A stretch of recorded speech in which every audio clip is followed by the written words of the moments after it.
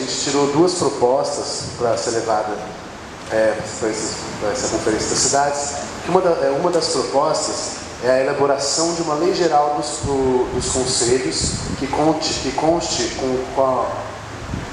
nessa lei geral dos conselhos que a composição deles seja majoritária da sociedade civil, que o caráter dos conselhos seja deliberativo e que haja um dispositivo para que as políticas públicas sejam submetidas à apreciação dos respectivos conselhos. O que isso quer dizer? Hoje, a gente tem em Ribeirão Preto, os conselhos eles variam muito em sua composição, alguns deliberativos, alguns só consultivos, alguns com maior presença da sociedade civil, outro com menor presença. Então, a nossa primeira proposta é que se estabeleça uma lei geral para fixação desses conselhos e que nessa lei geral conste que ele seja deliberativo, com uma composição majoritária da sociedade civil e que as políticas públicas tenham que necessariamente ser submetidas aos respectivos conselhos. Então, tem sempre que passar pelos conselhos. E a segunda proposta é a formação do Conselho da Cidade com uma composição majoritária de conselheiros da sociedade civil. Então, seria formar um conselho dos conselhos, entendeu? Na cidade, que serviria primeiro para organizar fóruns entre os conselhos e também para dinamizar comunicação entre conselhos de cidades, diferentes cidades, os conselhos dentro da própria cidade. Foram essas duas propostas que a gente tirou. Obrigado. O item IPTU, o uso do solo, não deu tempo para a gente discutir, então ficou faltando.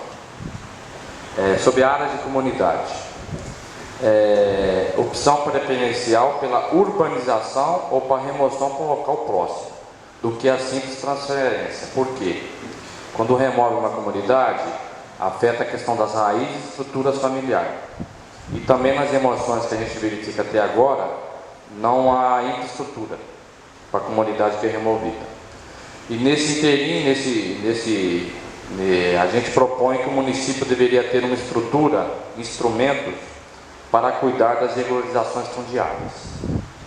O outro tópico é a questão do Conselho de Moradia e, por extensão, outros conselhos. A gente propõe maior transparência, que é a inserção de cronogramas, pauta e atas no site da Prefeitura, que lá no site da Prefeitura tem um link dos conselhos. Então, que essa transparência passe por essa inserção no site. Falta conscientização da sociedade civil, falta conscientização e capacitação da sociedade civil para participar dos conselhos. A gente propõe uma integração dos conselhos visando a capacitação dos seus membros para ter uma participação qualificada. E por último, a questão das verbas do PAC. A gente propõe o fortalecimento dos conselhos, visando obter maior transparência dos critérios para a utilização dos recursos. Então, na questão da contrapartida do município, em relação às obras do PAC, o município não tem cumprido com a questão da construção de equipamentos públicos, sociais e planejamento geral das comunidades que são transferidas. O saneamento básico ele engloba a questão da água, esgoto, drenagem pluvial e resíduos sólidos.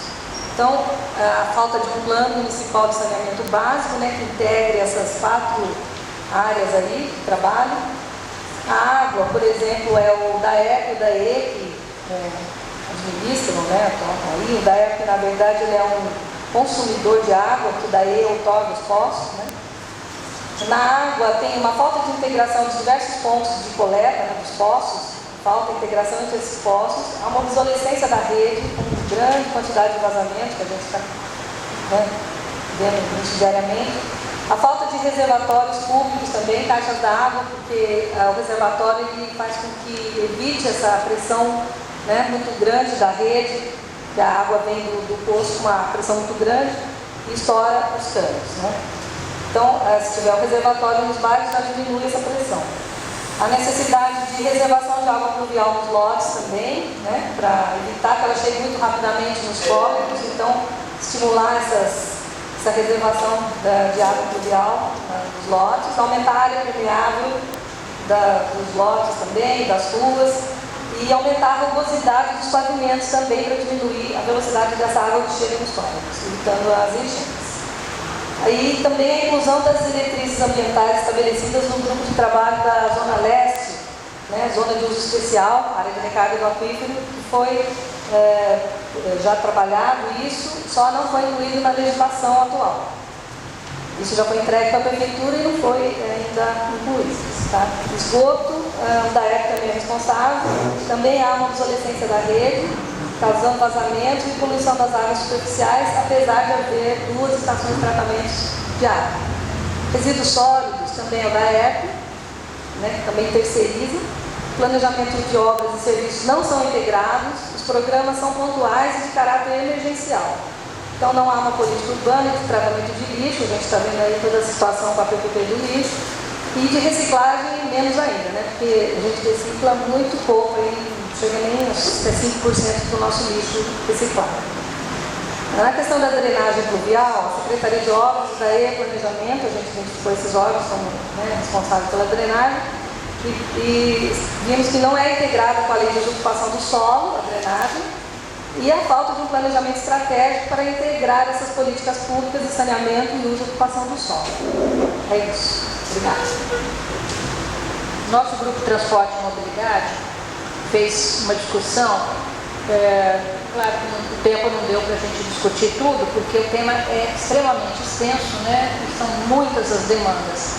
Então nós elencamos alguns itens que inicialmente nós precisaríamos na cidade de uma inversão de prioridades no transporte. Né? Nós temos que ter uma inversão na prioridade para o transporte coletivo de massa, né, da população, e uma maneira com que as pessoas deixem seus carros em casa. Nós moramos numa cidade onde os maiores PIB do país, e a pressão em cima da população para se adquirir um carro é muito grande, né? Então, com isso, o transporte coletivo fica a desejar para a maioria da população. Nós elencamos que é necessária a criação de uma Secretaria de Transporte e Mobilidade Urbana, maior participação da população na elaboração de um plano de mobilidade, o combate à segregação socioespacial, o ônibus circula só em alguns locais, não circula em outros, dificultando a mobilidade das pessoas que precisam de ônibus. Um novo aeroporto em Ribeirão Preto, em novo local, já imediatamente. Uma política de transporte coletivo com a quebra de barreiras físicas para as pessoas com deficiência e a implementação das normas de acessibilidade e a elaboração de um programa de readequação das calçadas do município. Essa readequação das calçadas não só para as pessoas com deficiência, mas para todos os usuários, para todas as pessoas que circulam pelas calçadas, que elas são completamente inacessíveis. Foram esses itens que nós elencamos. E a gente acha que antes de criar uma política metropolitana é necessário que as próprias secretarias municipais se integrem e se entendam, daí sim poder avançar para um novo nível, né? Então, a gente pontuou essa falta de integração das cidadanias, como uma forma de melhorar essa integração seria um mapeamento das áreas, das áreas institucionais, do que o município oferta para a população, e aí seria mais fácil entender o que está faltando, o que está precisando em cada região. O que mais? A necessidade de uma participação popular mais efetiva, né? E isso. E também em relação à política pública municipal mesmo, precisa ter incentivo aos instrumentos de política urbana que ajudam a fazer com que os investidores das grandes incorporações urbanas que acabam tirando dinheiro da nossa cidade consiga repassar um pouco disso para o próprio melhoria do município. Foi isso, eu acho. Obrigado, Simone. Bom dia a todos. Se vocês me permitirem completar, eu participei do grupo da política político urbano aí, eu acho que a importância desse momento da pré-conferência é justamente a gente identificar um pouco, a partir da experiência da sociedade civil, o quanto o nosso município ainda está longe daquilo que é o objetivo das próprias conferências nacionais da cidade, né? Quando se fala em participação popular, eu acho que esse processo de conferência foi um grande ganho político do Brasil, e toda a política do governo federal ela vem desse processo de conferências municipais, estaduais.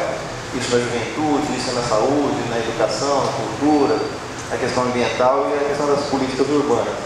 E que a gente não tem esse processo no município, né? Então, quando o grupo de participação popular coloca a necessidade de se passar pelos conselhos, eu acho que não só passar pelos conselhos, mas acho que nós tínhamos que criar uma cultura de que as políticas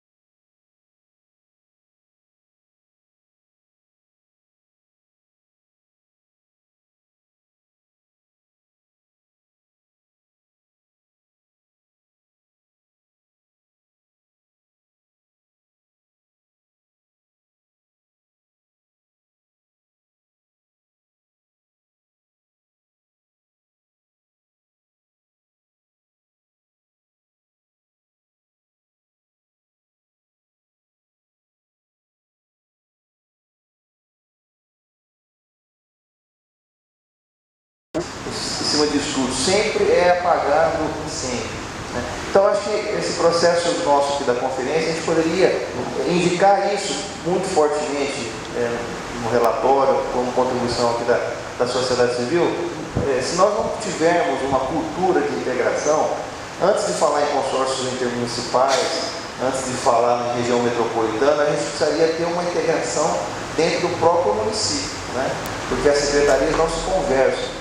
Então, o companheiro estava até colocando, hoje quando você tirar um determinado documento num órgão da prefeitura, você tira num e no outro falta. Eu citei até um exemplo, um rapaz construiu na Igreja dos Acácios um salão para festa, lá o município deu autorização para ele fazer. Quando ele foi no DAERP buscar lá uma certidão para poder receber o habite, não tem esgotamento na região das Acácias. Como é que a prefeitura dá uma autorização para construir num lugar onde não tem esgotamento, né? Então, essas coisas acontecem muito em Ribeirão Preto. A própria Secretaria do Planejamento, que deveria ser uma secretaria de planejamento, ela foi capturada pelos interesses privados da nossa cidade, né? Então, lá na reunião do planejamento, cada funcionário lá está lá para representar um grupo, uma construtora, um determinado incorporador. Então, você não tem gestão, você não tem planejamento. É uma secretaria que não planeja, né? E as secretarias não se conversam. Então, acho que a importância desse momento aqui nosso é tentar apontar essas questões. Não se pode falar em política pública, em política em qualquer área, se você não tiver um mínimo de integração. E isso tem que começar da própria prefeitura, né? A prefeitura é um grande condomínio político partidário, né? Cada órgão, cada secretaria gerindo o seu órgão, a sua secretaria de acordo com algum determinado tipo de interesse, não se tem integração. Então, acho que é justamente o contrário do que se propõe a Conferência da Cidade, que é justamente trabalhar a integração, e as políticas públicas têm que se conversar, né? E tem que ter planejamento e tem que ter um olhar para a cidade como um todo, através de estatísticas, através de levantamentos, estudos, para que você possa, inclusive, definir metas, fazer processos de avaliação. É assim que uma cidade cresce, né? Então, a nossa expectativa em participar aqui é, a partir desta sensibilização, a partir dessa demanda que a sociedade civil está apresentando, a gente, do ponto de vista institucional, tentar ir cavucando e abrindo alguns espaços de discussão a partir do legislativo, né? Vocês sabem como que é difícil a discussão no legislativo, também em razão de cada interesse específico que tem lá. Mas eu acho que o processo de conferência vai ajudar a gente nesse sentido. A gente se apropriar dessa demanda, dessa cidade real que nós temos e tentar pontuar isso a nível do trabalho legislativo. Então, eu queria cumprimentar aí os organizadores do Fórum Social por essa iniciativa e acho que nós temos que ter uma presença muito forte nessa conferência, de forma organizada, não com uma grande pauta de reivindicação, mas a gente tentar na segunda pré-conferência elencar questões que eu acho que são temáticas chaves, Simone, para a gente bater forte nisso na conferência. Senão a gente fica toda a conferência ela com uma carta de intenção e a gente nunca passa daquela carta de intenção. Então, tirar 3, 4 itens, nós vamos, a sociedade civil, nós vamos brigar por esses pontos na Conferência Municipal das Cidades. E brigar por isso na Conferência Municipal, levar isso para a estadual e chegar a fazer presença forte na Conferência Nacional. Até porque a gente percebe toda a disposição do governo em fornecer recursos, vem para o município e não se tem discussão do que se está se fazendo, né? Comentamos até a questão do plano de mobilidade aí. Vai vir 350 milhões do governo federal para aplicar em mobilidade urbana e saneamento.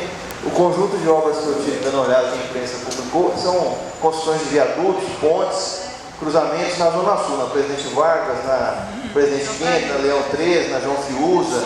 Não tem nenhum grande investimento em nenhum bairro de periferias. Como se a cidade só funcionasse na Zona Sul. Então pegue o plano que o jornal publicou. Ponte na João Quinta, não sei com aonde, na Leão 13, que é Acostado Romano, na Acostado não sei na onde, Então é só na Zona João Fiuza, então não se tem nada de mobilidade para a nossa periferia, que possa ter uma cidade um pouco mais, digamos, regionalizada do ponto de vista das necessidades. Então é isso a nossa contribuição, no sentido de estar atento e a partir dessa participação a gente também ir cavando os espaços no legislativo para tentar implementar políticas de fato que possam integrar a nossa cidade, tá bom?